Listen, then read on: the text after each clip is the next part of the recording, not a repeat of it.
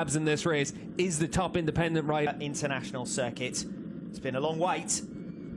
It's going to be worth our while. Looking forward to one Pirelli Indonesian round in driving rain. They're underway. Good start from Andrea Locatelli. Good start as well from Garrett Gerloff. Progress from way back down the order. Ray recovering as they come in towards turn number 1. Bassani and Tati Mercado with a great start. Mercado is up ahead of the BMW boys as Bassani comes firing through on Locatelli. Demonstrates what a struggle it's been so far for Garrett Gerloff. Scott Redding eyeing up a move here on top rack. Razgatlioglu. Bassani thinking about a move on the riders ahead of him. He's going as they come in towards turn 11. Razgatlioglu hanging on, but by the skin of his teeth. Yeah, the run down into 10-4. Feeling pretty confident out there, willing to get himself to the front of the field. Obviously, if you're at the front of the field, you don't have to deal with any of this. The top 4 from race 1 earlier on today are doing battle again at the head of the field in race 2. Ray comes through. Razgatlioglu, Redding, Bassani is your new order. Talked all day about Tati Mercado being a wet weather specialist. A bit of a gap behind the number 36 as Razgatlioglu fires through at the start of lap 2. Ray will immediately... Well, coming from the back row of the grid into the top 10,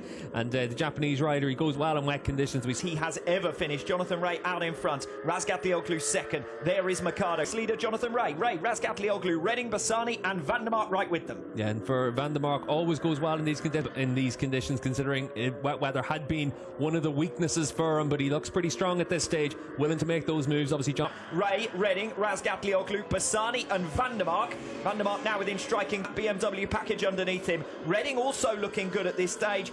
Got right onto the tail of Jonathan Ray. Couldn't so slightly. So Van der Mark, he needs to make that move on Bassani quickly. Tati Mercado broadly going with the group. A second the gap in front of him though, 2.5 seconds. The tail, and any time someone runs slightly off the line or makes a slight error or is slightly tentative, they're going to be swallowed up by the pack here. Scott that having a little bit more size can really help Scott Redding, and certainly he's got that little bit more leverage of being one of the tallest riders on the grid. Still just outside of Scott Redding on the exit of turn 9, so Ray desperate to lead from the front. He will be the first to encounter our top world-class action. You're getting it right now. This is the first time they've ever been around this track in wet conditions, and now they're all really trying to figure it out on the fly. You can see Michael Van der Mark at the back. Mark was hoping to run the outside and give himself the inside for the next corner. It hasn't worked out for him. It's Bassani who's making progress. I think he may have been collected by Michael Van der Mark there after a bit of a moment coming off the top independent ranking. Unfortunately, his hopes of that end in the gravel track. Yep. And Axel, understandably, very frustrated with that.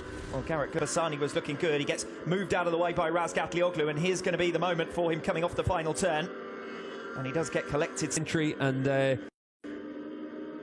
Van der Mark lifts into the path perhaps of, and that one was less contentious. Axel Bassani's collision there with Michael Van der Mark after already being unsound, but Redding responding quite nicely. Meanwhile, Michael Van der Mark getting through on Razgatlioglu. That's for third. Former teammates Van der Mark and Toprak Razgatlioglu. You can see how much rain is coming down. You can see how much gravel was left out in the racetrack as well there. But got it done. Redding up at the front then. Ray in second. The gap now over a second to this fight for third position. Van der Mark trying to come through in attack, but can't quite get there as they make their way through the right-hander. When they come across the line, the one thing is right now 1:44.0 was Scott Redding's last lap time. A dry weather lap around here is a Van der Mark to bridge any more of that gap, because the pace at the front's really fast. Fine performance though. Might never see the light of day. Scott Redding out the front of the field. 1:43.648 in these conditions. That's astonishing. Razgatlioglu again. Attack Toprak though. We saw last time around he was a lot faster in the second half of the lap than Toprak. Jonathan Ray coming back at Scott Redding. We rejoin the race leading battle, and Ray has come through on Redding, and here goes Van der Mark on Razgatlioglu, and quietly nobody knows which way to recover that third place. I said no, everyone's got nothing to lose in this race. That's how they're approaching it as well. Good battling between. The back down the order, Tom Sykes occupies 5th position. Kota Nazane going to be a career best if he'll a 3-point margin. Locatelli at the end of this season as Van der Mark and Razgatlioglu almost cut. But it is only a couple of tenths of a second between himself and Scott Redding. Yes, new personal best from Razgatlioglu last time around, but still it looks like Van der Mark manages to get that corner hooked up really well, and obviously we've seen in the dry conditions how strong Toprak is on the brake. Falls Ray or Redding or both out in front. There's not going to be any change other than these two, whether they'll finish. Matched him to 100th of a second. And sticking right with him, less than 2 tenths as they come across the line to start lap number 9.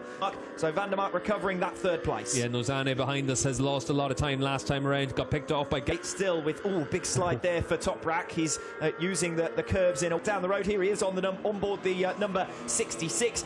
Garrett Gerloff will be the top independent rider, and Garrett Gerloff has recovered 6th place from Kota Nazane, who's consolidated 7th, but is now, as they are, that's Rinaldi. gaining back the points that he trailed Andrea Locatelli by coming into this. Group himself, get himself back into a position to be right on the tail of Jonathan Ray, but 0.3 of a second with a lap and a half lead. Other than that, it's going to be a move down the inside through this section of the track on the last lap. For the leaders, by and large, aside from that crash for Axel Bassani, as Michael Ruben Ronaldo. Jonathan Ray may have missed a gear shift there because Redding came powering past in a way that we haven't seen Ducatis do since the beginning of 29. Just try and attack him. There's clearly a lot of grip out there in the asphalt here, even in these wet conditions. So running towards turn 10, though only for the brave that Jonathan Ray might see as his best opportunity to get through on turn. Redding tries to turn. Ray is already there. The pair touch. Ray then sweeps across the path of Scott Redding coming off turn 10 to recover the lead. Yeah, Jonathan Ray able to make the move into 10. Scott, that chance, he's got good drive through there though to get right with Ray.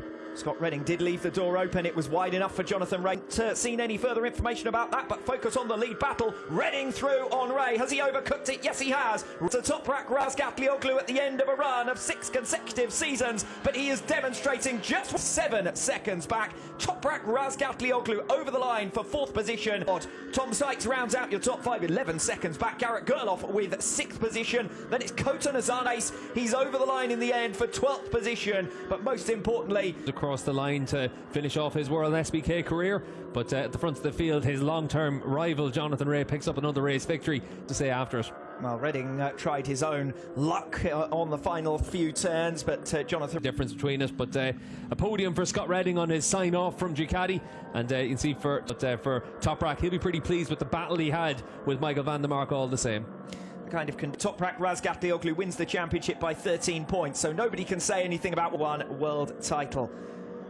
What shenanigans are going on here? Jonathan Ray in the Superbike World Championship, and he comes up with 2 race victories out of 2. Yes, not too surprising, is it? Toprak Razgatlioglu is... And Jonathan Ray returns to his old trusty, and that's a nod to Razgatlioglu as much as to anything else. Next year for Jonathan Ray, and back to basics for Kawasaki as well. They need to start to work towards a 6-year spell for Jonathan Ray as the world champion. Yeah, and the opening round might have left it in some doubt. Assen might have left it in some doubt. Even his crash in Portimao left some... Makes his way over towards Parc Ferme as well. I said it to you off air earlier on. If Jonathan Ray Razgatlioglu on 13 wins, so 13 wins, and Jonathan Ray also beats Toprak for podiums because Razgatlioglu finishes down in 4th position. Great sign-off last season, but he's not forgotten by them. Thanks to a World SBK legend, and thanks from all of us, and gave him something to think about at times over his spell with that Ducati factory. Degrees, very humid, so you could understand Scott trying to just get rid of as many layers. From the rain, of course, an emotional moment for Chaz Davies, no doubt. Yeah, definitely, and for his team as well, and all the way through. Very fitting that Ray and Redding have a battle towards the end of the season. Top's been a big challenge. It is Yamaha who seal the manufacturer's world title.